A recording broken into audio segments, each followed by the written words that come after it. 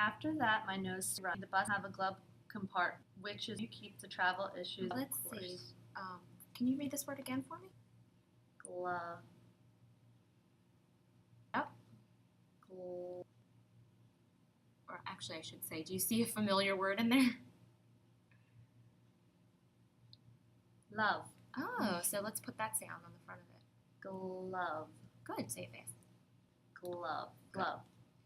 So can you start from the beginning? Only the bus have a glove compartment, which is where you keep the travel. Let's stop again. I see there's what do you see right there? Period. A period. So when we see punctuation, I'm assuming you know this already. What do you do when you see a period? I have to pause. You have to pause. So actually, I'm going to model this for you and then see if you can do it again. And then do it after me. Ready? So after that, my nose started running. Only the bus didn't have a compartment. Do you see how I took that pause at the end of the sentence, period? After that, my nose started running. Only the bus didn't have a glove compartment. Great. Excellent. Keep on going. Very good. Very good.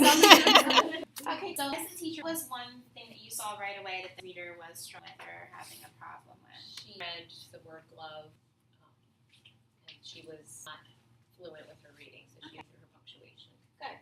So you're aware words. you're aware of the benefits of referencing time and how you as a teacher can correct reader as they're so it has a greater impact than just you having about why see is good when they're usually with their nose in a book and you're next to them. So that's the great part about the differentiation in the instruction and the individualized teaching. Very good. Okay. There is also room to incorporate technology with literacy development, especially if we're one of the classrooms in our district that is going to be lucky to get the Chromebooks.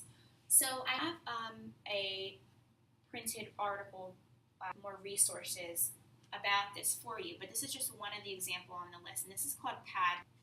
It's a collaborative virtual chalkboard, and it incorporates using QR codes as well as the students being able to, so they have your status of the class, writing workshop, where are you in your process?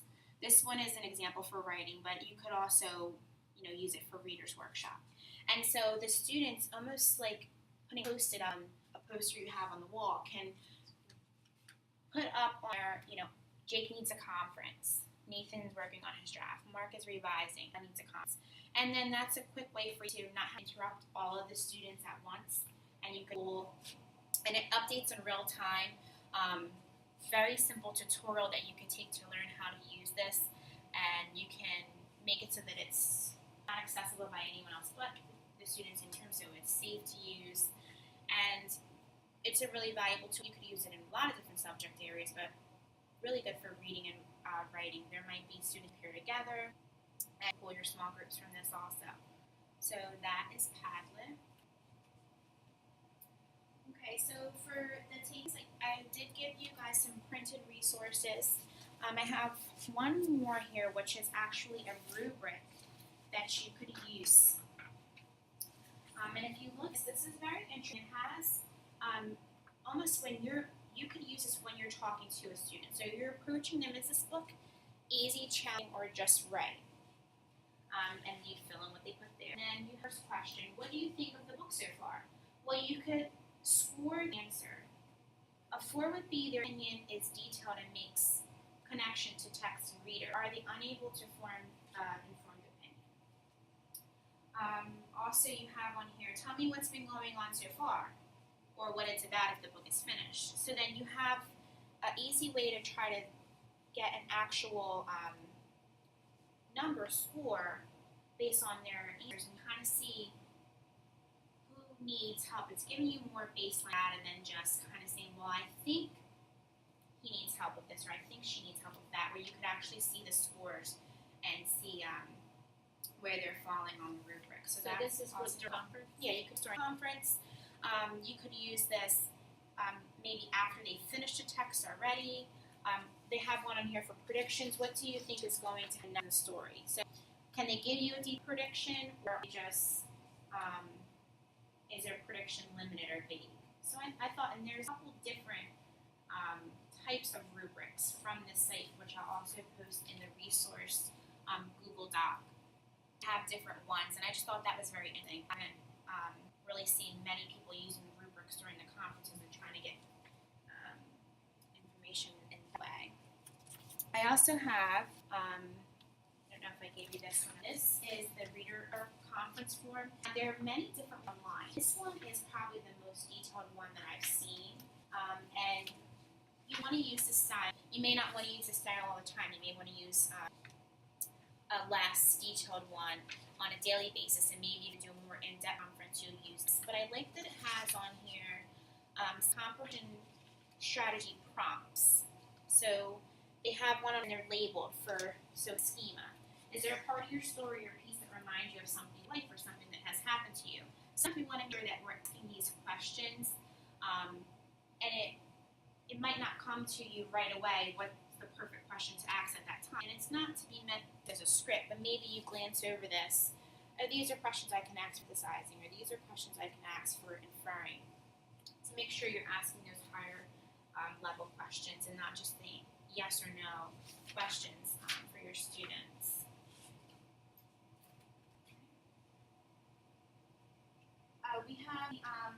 We're going to, at our next PLC, talking about a grade level lesson study.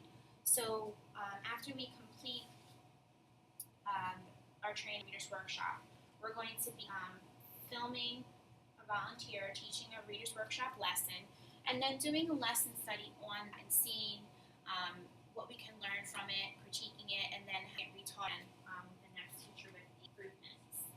And we're going to be implementing peer-to-peer coaches and teacher coaches that will be able to help each other. We have a lot of teachers that can be used as resources. We have teachers on staff that are currently have received their master's in reading or have their reading specialist certification and are just teachers. We're going to utilize our grade level as a team to implement this. And also, one of the important things is that if you do need help, if there's an area of the reading that you need help implementing or something that you just don't understand or is not going right in your classroom, that we keep those lines of communication open throughout the school year. Is there any questions about the workshop or any other info? And touch upon, like I said, I'm going to email you a copy of this. We're going to have some more in-depth study about the Readers Workshop